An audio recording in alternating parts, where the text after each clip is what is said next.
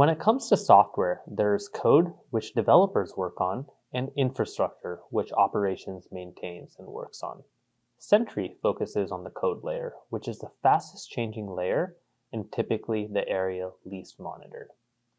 Sentry focuses on arming developers with the context and workflow they need to be as productive as possible.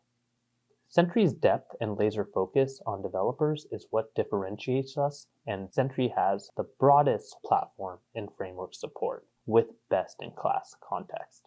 So whether you're developing a mobile app, a browser app, a backend service, regardless of framework, Sentry has an SDK for that specific framework and use case that will provide actionable information and context. Sentry is the only solution that helps developers see and solve their application issues in record time.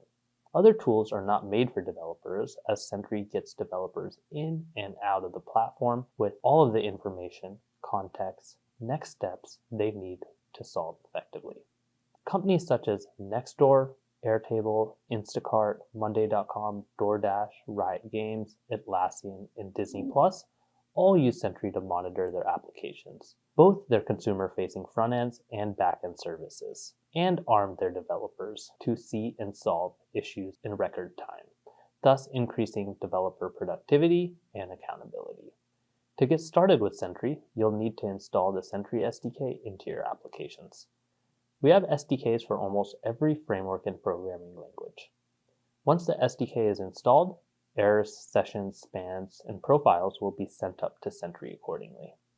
Today, we will showcase Sentry in a basic web app that uses React on the front end and Flask as the primary backend. To get started with React, npm install Sentry's React SDK and initialize it with the DSN, which is issued once a project is created. Similarly, to get started with our Flask backend, pip install Sentry's Python SDK and initialize it with the Flask integration. Now that Sentry is set up on my applications, let's put ourselves in the shoes of the developer. We have two unrelated critical issues that are affecting our user experience. Sentry will help me see and solve both of these within 5 minutes without me having to dig and ask questions. Then we are going to find some application level optimizations via Sentry's guided performance workflows. All right, let's try to buy a bunch of expensive plants. It looks like there's a massive slowdown when we try to look at all the plant products, and we have no idea what's causing the slowdown. It could be our front end, middle tier, back end, database, or combination of these. More importantly, it looks like there's an error after we add over $1,000 worth of plant products to our cart and attempt to check out. This means we're unable to fulfill purchases and therefore are not taking in revenue. Since I'm using Sentry, I've automatically been notified that errors are occurring in both my front end and back end, as well as we have some performance problems. Let's start with debugging this front end error. It looks like we have a 500 error in our checkout page that occurs quite often and affects many users. It started happening in our 24.1.3 release, and it's still happening in our 24.2.2 release. We can also create an issue within Jira or other project management platforms as needed. It looks like this error affects all types of browsers across 2 releases, in production, and it's affecting all of my different types of customers. This is a critical issue. Let's examine a specific event to gain more insight into what's happening. We can see all of the specific attributes, and underneath that, we have the enriched and deobfuscated stack trace. We can see the lines where the issue is occurring in each frame, as well as a few lines before and after. We then use this to intelligently group errors accordingly. We can also see that the code responsible for this error was not tested via our integration with CodeCub. So in this case, we can see that this code has not been unit tested and that we should probably write a test when resolving this to ensure we don't regress here. We can also hop directly into GitHub or CodeCub directly within the stack trace. We also have session replay, which I'll circle back to in just a moment. The steps leading up to the error are documented as breadcrumbs. In this case, we can see the user clicked submit on the checkout page, then we received a 500 response from one of our downstream services, and that error was bubbled up to our front end. This stack trace also validates this. As I mentioned earlier, Sentry doesn't just help developers see issues in real time, it helps them solve it in record time. We can leverage AI to suggest a fix for this problem right here. In this case, AI validates the problem within the downstream service that we're requesting to, and it also tells us how to better handle this on the front end. Any other information that might be relevant to the developer will also be captured below. To help developers solve and get on the right track, Sentry integrates with source code management platforms such as GitHub to surface the change and the code owner so that we can loop in the developer who has the most context and the best chance of fixing the problem in the shortest possible time. Now, taking a step back, with all the context, we can confidently establish that the broken checkout was caused by something going wrong on the backend. Sentry links errors across services, so we can easily trace an error to its downstream error within one click. In this case, I'm jumping from the React error on the checkout page to the Flask error on the checkout endpoint. Looking at the stack trace, we can see that we didn't have enough inventory for the purchase item, so an error was thrown. We could even inspect the variable values in Python, as well as in some other languages and frameworks, to get a deeper understanding of what was going on. So in this case, it was this specific commit that likely caused this issue, and therefore its author should be the one that can fix this. Once addressed, our application will function as expected and purchases can then be fulfilled successfully again.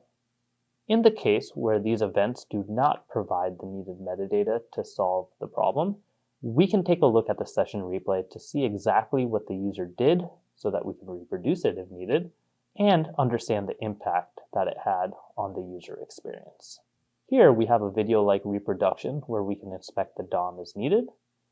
We can also see the corresponding breadcrumbs, console logs, network log, the associated errors, the entire trace, which is going to show the entire journey as well as where the errors occurred, and memory and corresponding tags.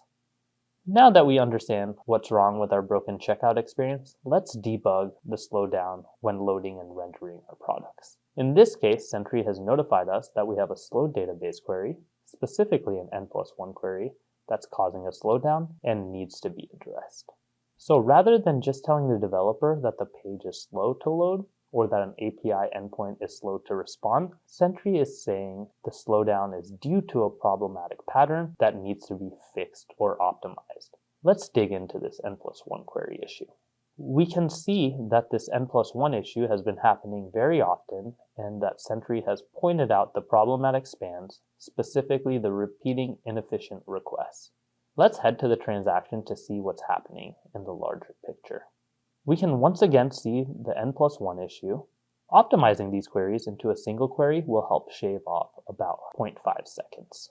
Digging in a bit deeper, we can see that the getIterator function is taking about 2 seconds, and that this is the most significant contributor to the product's endpoint being slow. This is as far as distributed tracing would take you. We've identified a slow span, but we would need to insert more to get further clarity. This is where profiling comes in.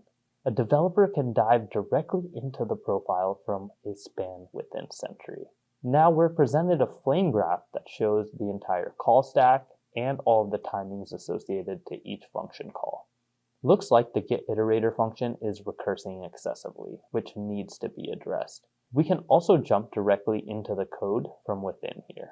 As a developer, Sentry helped me find exactly where and why slowdowns are happening and helped me resolve them in record time by pointing out known performance issues and directing the developer to the code responsible for it.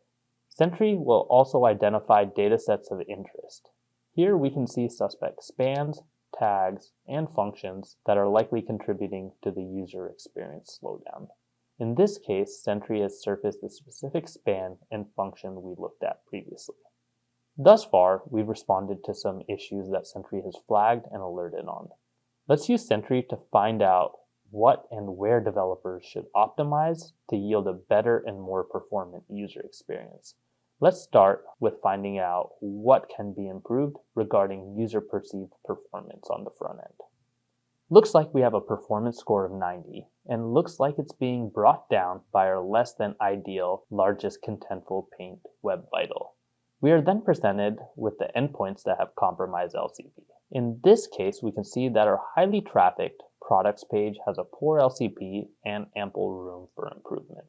We are then presented samples that exemplify this poor 𝗦𝗽𝗲𝗀, so we can move on to understanding what may have happened. In this case, we can see that the LCP was quite high, and it looks like our slow request to our products endpoint, which was slow due to our N+1 query and our out-of-control recursion, has resulted in this slow user experience. Now let's go through a similar guided workflow, but this time for queries to our database. Here, we see our database queries ordered by cumulative time spent. It looks like this frequented query can be optimized more as it's taking a long time. Let's dig in.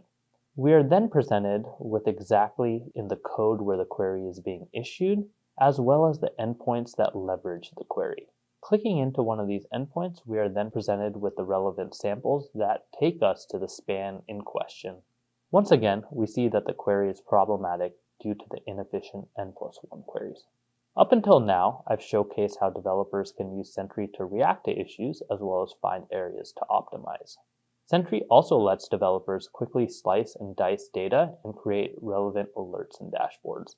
Let's break down the error count by different customer types and then set an alert for enterprise customers experiencing errors. We can also add this to a dashboard directly from this query. Here is an example dashboard where we can see session health metrics, errors, and performance data all in one place and drill down from there as needed. In summary, specific issues regarding exceptions and performance were brought to our attention, and we were able to see this in real time and move on to solving these issues in record time. We were able to find out precisely the root cause of the error, the code responsible, as well as the author that can rapidly fix it. We were able to find out exactly why the code was slow, whether it was a problematic pattern such as an N+1, or by using profiling to understand why specific code or functions were inefficient. We also identified a poor performance score and a poor performing query and figured out what areas we needed to optimize. Lastly, we used Sentry to slice and dice data, set up an alert, and visualize various data sets within a dashboard. In conclusion, Sentry aims to help developers be as productive as possible by assisting them in seeing and solving issues as efficiently as possible, thus increasing their productivity and improving application uptime and quality.